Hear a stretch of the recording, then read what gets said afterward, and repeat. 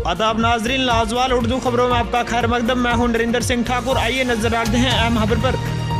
पाकिस्तानी फौज ने एक बार फिर सीजफायर मुआहदे की अदोली करते हुए आज सुबह 9 बजे के करीब नौशहरा के कलाल इलाके की तरफ गोलाबारी की। अगरचे इस गोलाबारी में कोई जानी नुकसान नहीं हुआ, ताहम एक मकान को नुकसान पहुंचने की खबर है। पाकिस्तानी गोलाबारी का भारतीय फौज ने भी मुंहतोड़ जवाब दिया। ब्यूरो रिपोर्ट, नौशहरा से कुलदीप चौधरी।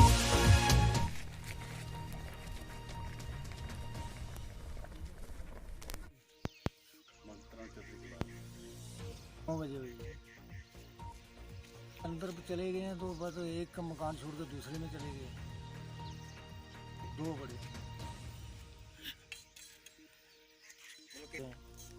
मर बच गए, आदमी बच गए, लेकिन मकान का नुकसान हुआ।